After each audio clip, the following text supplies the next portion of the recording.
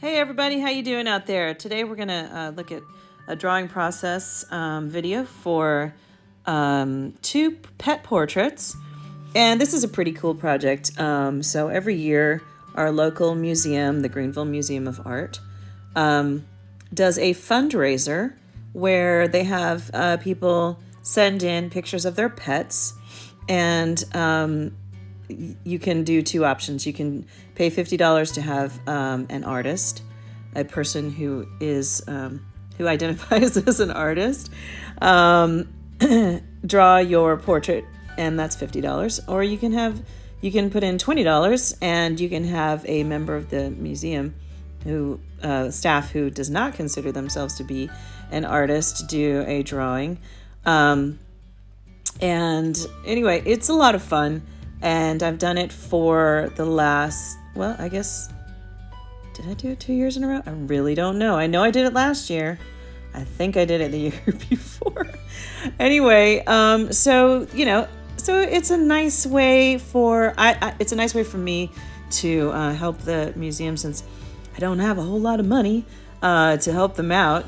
Teaching job doesn't pay at all, but we're not going to talk about that today. So today we're going to talk about how this is a nice way, this is a fun way for me to be able to donate to the museum, donate my time and my talent in drawing, and to get some practice in, and also have some fun with these little faces. So this little guy or girl, I don't know actually, this little doggy was the first portrait that I was tasked to do this year. And animals, especially dogs, I think, but animals are really hard to do in a, I don't do realism. I'm not interested in drawing or painting something that looks exactly like the picture, because that's what we have cameras for, right? That's my personal artist philosophy. Now, some artists who do realism, it's fantastic, it's amazing, right? You're looking at it and you're like, wow, that's really not a photo. And I don't have the patience. I don't think that I'm really built to do that kind of drawing, because I don't like precision in a lot of things. Well, I guess maybe it's not precision. What is it? Because I do, like, when I write poetry, I am very precise in my words and where they go and where they're placed. I don't know. Maybe it's just with my art. I do like to have like a free flow to it, and just kind of see where it goes. Now, that's not to say that I totally let loose with these, because I don't know the client. I don't know the person who sent in the photo. And I don't know if they would appreciate, something completely abstract. So I do try to get the dimensions right. So there you see me, like, oh, and there's my dogs there. They're having a little party downstairs. But I do try to get the dimensions right. Try to get the ears shape, right, and get the general the general expression of the little doggo on there. To get it right, so that it's obviously that's recognizable as the person's pet. I don't know if I should go down and check or not. I think they're okay. But the thing is that the dogs and cats, there's a lot of times there's not a lot of color variation, and their fur it's hard to draw. It's hard to paint. If you maybe they're just participating in this video, they want everybody to know that I'm drawing other people's dogs, but they're like, well, you've never drawn us before, so we're just gonna make noise during your voiceover. So, or maybe you can't even hear them, I don't know, but they are barking downstairs, and probably at my cat, who they've known since they were 6 weeks old, and now they're like almost 3. And every time they see my cat, they freak out. It's like, it's the same cat. It's literally the only cat same cat every single day, same cat. And so anyway, they just, I don't know, they just don't recognize the cat, or they want to get her, or they just enjoy barking, or she's taunting them. That could be it. She is that kind of cat, I have to say. Sarah is kind of like let me see if I can mess with these guys. I don't know, I think I'm going to do that. So she very likely could be kind of sauntering past them downstairs right now as I'm talking about this other doggo. So anyway, I digress. But so I've got the basic sketch here that I've done with pencil. And so I'm going to come in here with some other materials here. So these drawings, I use my favorite tools or favorite materials, which is pencil drawing, and then going over it with my Derwent Inktense blocks and putting in that color, color by color, and doing some outlining, and then coming in and doing a wash with just plain water on top of that, and kind of blending those colors together, and then to get kind of, it's sort of a watercolor effect. I cannot use watercolors. It's a skill that I don't have, and I don't have the patience for, because layering watercolors requires you to be very, very, at least the way that I have done them before, it requires you to be very intentional. And these, when I put the water on top of the ink, it stays, since it's ink, so it doesn't get washed away like it does with a watercolor. So I can put the ink where I want it, and it will stay where I want it to be. Okay, so I'm putting in kind of some darker colors here, and then trying to figure out where I want to go. So I'm doing a little bit of outlining of the face with a different lighter color, and some outlining of some contours in the face. And that's one of the things when I started drawing, when I finally figured out, someone told me when I took a painting class about 20 years ago, and the instructor was like, I was like, look, I just can't get this right. I don't think I'm cut out to be an artist. I'm not sure that I have the talent and whatever. I was just very frustrated. And she looked at me, she goes, well, stop trying to make it look like what it is. And I was like, what? And she said, stop trying to make it look like what it is. Just let your mind go with the subject. And once I started doing that and allowing myself to make drawings and to make paintings without being overly concerned about whether or not it looked exactly like the thing. Because let me tell you what, if I tried to make this dog look exactly like the photo of the dog that I was given, I would not be able to do it. My brain does not process things, if I wanted it to look exactly like that dog, I just would not be able to do it. And so once I really took that to heart and started practicing and doing, shapes of things, instead of trying to draw the dog, I'm drawing the shape of the ear, the shape of the bridge of the nose, the shape of the cheekbone structure underneath the eyes, and getting that in there. And there you see, I'm putting in the nose and the structure of the nose, and then the little fur underneath the nose is so cute.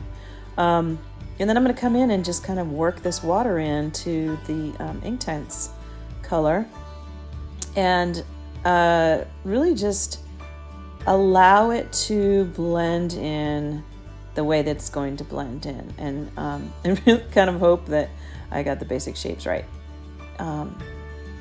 So there we go, and putting in the fur there. And then this photo too, So in the background, there is a dog that is various shades of brown, lighter brown, and then their dog was sitting on the blanket, which was also kind of a tan color and a fuzzy blanket. And if I tried to do all of that texture, it's just not my style. It would not work. It would turn out looking really weird. And so what I do is just kind of put a suggestion of texture in there, and with the Inktense blocks, and then move that around, push that around with the water, so that it creates that kind of texture effect, without me really having to go in there and put in all of the lines that if I was trying to do realistic texture, that it would actually take. The eyes, though, you gotta get the eyes at least so that they look like the dog's eyes, because that's one thing. Obviously, you look at your little baby doggy, and you gotta go, yeah, that's my dog, in some way or another. But you'll see in this video that it takes me a little bit to be happy with what I've got, and I keep kind of bringing in more Inktense block on top of the other that I've already got laid down, and getting some more texture and getting some more color variation in there. His little tongue, he's got just a little blip right there. He's got a blip with his tongue sticking out, or her tongue sticking out. So cute. And then I'm going to put in some background color. So the dog was sitting on the blanket in front of a window, with these very nice kind of shears blowing. It looked like they were blowing in the wind a little bit. And then the window looked out on a pretty blue sky. And then the wall was kind of like a pumpkin color, like a light pumpkin color. So I don't want to get too specific with the wall color. I don't want to get too specific with the shears. And shears are just, if you're trying to paint or draw shears, again, they're like a suggestion. It's a suggestion of a shear, and you don't want to make it so that it's so. You don't want to give the shears and the wall and whatever more detail than the main subject of the drawing. So you got to be really careful. And here I was like kind of really trying to thin out that color that I had placed to create the look of the shears, because I didn't want the folds in the fabric to be so delineated. I didn't want it to look like it was shears blowing in the wind behind this dog. It's a very cool, serene kind of photo that I was sent for this little guy or girl, this little dog. And so now I'm coming in with my favorite fine Sharpie and putting in some definition, getting those eyes to where I want them. And I'm going to just come in and do some highlighting of the subject, right? And so I'm going to go in and give some definition to the color. Sometimes I go in with the pen first, and sometimes I don't. And this time, obviously, I didn't. I came in after the color was in and did sort of an outline type of thing. I do like to not do very precise lines. Again, that precision coming in. I like to do kind of messy lines, because I think that it gives sort of a feeling of life to the subject of the drawing, rather than having very, very hard lines. Now, I've done a couple where I use like a regular Sharpie, like a not the chisel point, but not the fine point, the regular Sharpie, and those turn out more kind of like not like a cartoon. I could make it like a cartoon, but like they just don't have that kind of warmth that I like with the fine Sharpie. This with the fine Sharpie and the Derwent ink blocks, I think has more warmth than using a regular size Sharpie. So I'm coming in and I'm giving a little bit more texture to the blanket that's up, that's kind of, the doggy is sunk into the blanket and he's just having a good day. I think. And trying to give some definition to that so that it does look like our little person there is sitting on a blanket in the sun, coming through the window.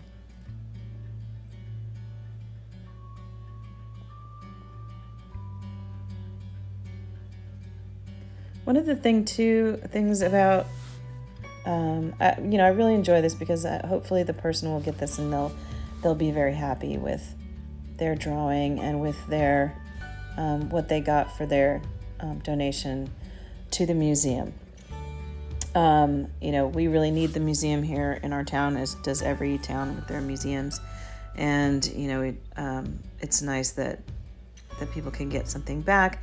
I particularly, again, really like this fundraiser because I think it's fun for everybody, and I hope that the person who gets this will enjoy it. But it's very drawing for me because I don't try to make it, I don't try to do realism. I don't try to make it exactly like the photo. It's very contemplative. It's like a meditation because I'm studying something and I am putting that thing or that animal down on paper, and I'm trying to make sure that nothing else is overpowering the picture, but really my mind is free to just let go when I draw, and which is nice. Okay, so my paper was curling up a little bit there because of the water. I had put more water on that paint color on the wall that I had intended to. And sometimes with this paper is really good, but sometimes it does curl up a little bit, so I just curl it back and flatten it out, put it under a couple of books for a while, under a couple of dictionaries. But I want to give that, that little hint of blue outside the window, and that give a little bit more definition to the shears, or more color to the shears, by adding white up on top of what I've already got to soften those lines, because I think that they're too harsh. And so I'm putting in white, and then I'm going to give some highlights with that same Derwent Inktense, the white, on the doggo there, and put some highlights in the eyes. That's one of the things, besides the advice that I got of not trying to make my drawings and my paintings look exactly like whatever it is that my subject was. One of the things that I appreciate, another piece of advice that I appreciate, is to you want to put some highlights in the eyes, right? To make them stand out, and also to give the gaze direction. But also, like, I had an artist tell me one time, like, even if there's nothing red in the photo, or there's nothing red in whatever it is you're trying to paint, that you should always put a little hint of red. And it really does make a difference. Like, you wouldn't think that just putting a little tiny hint of red would make a huge difference, but that little blep tongue there, that was enough. I didn't need to add anything, but it definitely draws the eye and gives a little bit of that more dramatic color. And of course, everybody loves a little doggo's tongue sticking out because they're so cute. And they're, it's just part of their expression, looking out at you with their little tongue sticking out. It's very cute. So with this one, I am almost happy, but I don't have enough I don't think that I have the muzzle quite right, and so I put a little bit more color in. I will tell you that there wasn't that much color in the photo. It was more of a brown, a lighter brown, but I needed to get something in there to have more definition in that area of the face. And, there's always a risk. Whenever I paint or draw, I'm always like, okay, am I done? I don't know. Well, if I touch it some more, am I going to mess it up? Should I touch it? Should I not touch it? It's probably not a good idea to touch it again, but I think I'm going to touch it again. Okay. So, and sometimes it works out and sometimes it doesn't. But in this one, I was happy with the result. So putting in a little bit more here, just to soften that up and give it more of the appearance of being a blanket, and make sure that that's apparent in the drawing.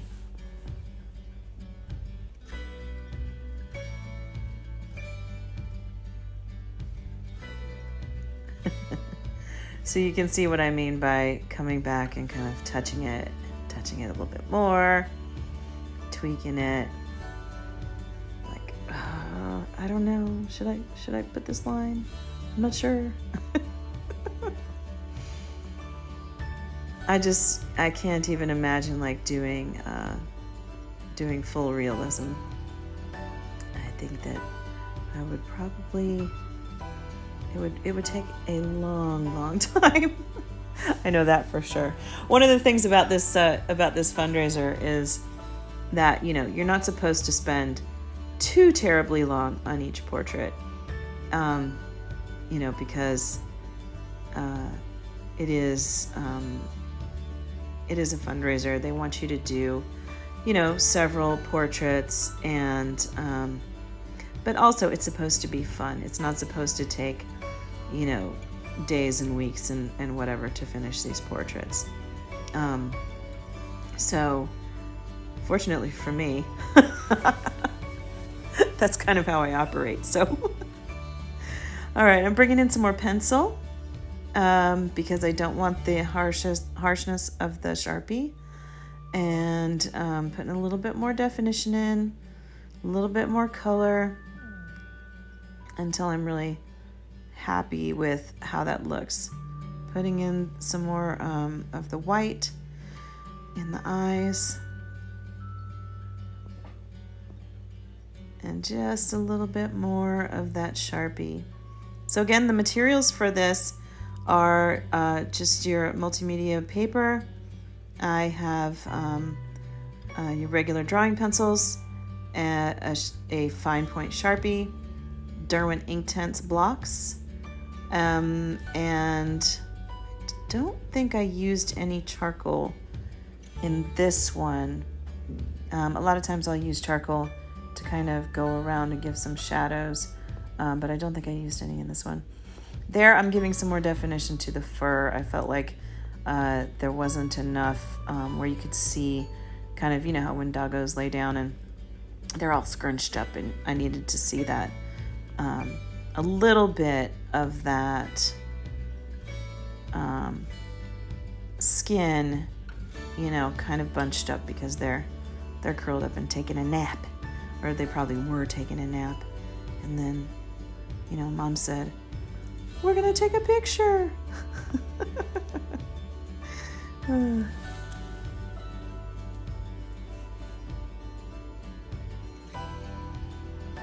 Give it a little bit of texture around the ears, some more around the nose. There's my head.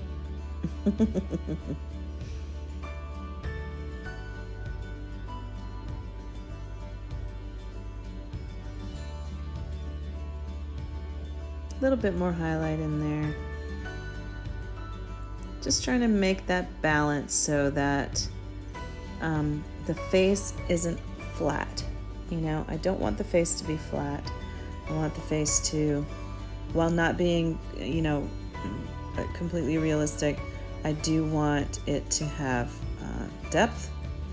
And so I've got to have the shadows and the highlights and all of that so that the little face, you know, pops out of the page and isn't just kind of looking weird on the paper.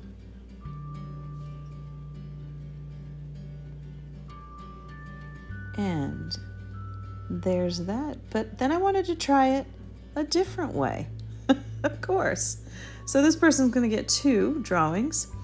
This time, instead of drawing out the subject, the dog, I laid down color first. And I've been wanting to experiment with this a little bit more, like laying down the color in just a vague semblance of the shape, right? So you can see there, I'm doing some of the ears and the forehead and the basic shape of the face in my Derwent Inktense blocks, and putting in where the eyes go and the nose, the bridge of the nose, and the nose itself. And what I'm going to try here is, rather than drawing out the dog in a pencil and then coming in and coloring it, or then coming in and putting in the ink, I am putting down the color and going to wash that out with water. There I go. And I want it to be loose, really, really loose. Like, you can tell the difference between this video and the last video. Now, mind you, this is the same dog. I'm doing this from the same photograph. I just wanted to try something different. And so I'm not trying to keep the color necessarily where I put it.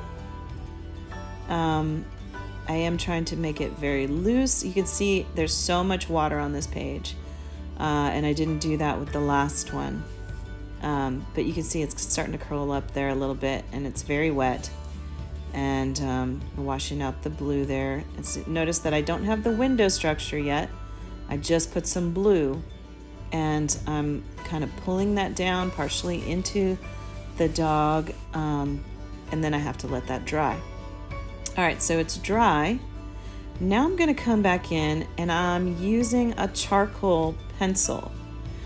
So it's a hard charcoal pencil, which is softer than the Sharpie, right? So I want this portrait to be even less delineated, even less defined than the last one.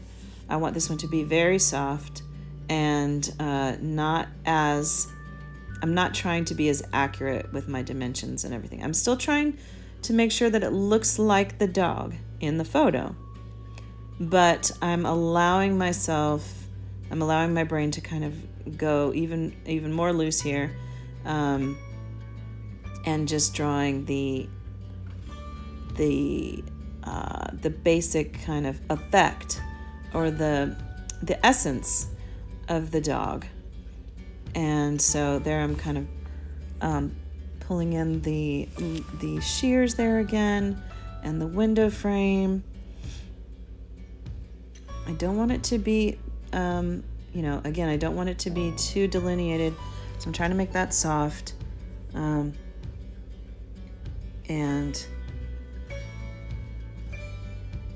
you can see it's the same basic shape, but I'm just loosely putting it in.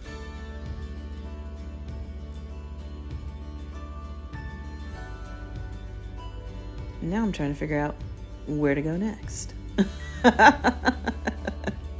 Because I don't do this kind very often, and so I'm like, okay, let's put in some texture with my charcoal pencil for the blanket. And I'm going around and just doing some texture to place the dog, like to make sure that it's obvious that the dog is on a blanket, but without being even as, it's even more loose than it was in the first drawing. So I'm putting in some darker charcoal with the eyes and really going around that circle of the eye, and then leaving the inside of the circle, leaving that lighter than the outside. And I'm going to put it the kind of the eyelids and the little eyelashes. I love how dogs have eyelashes. They're like, oh. And then I'm going to come in with that's a white pencil, I think, and try to get those eyes to really stand out on this drawing. And this one, it didn't take me quite as long as the original. And I gotta say, the ears on this one are not the right proportions. The ears on the first one were correct. They were the right proportion to the dog from the photo. These are a little bit longer. And, that's just because I was being more loose with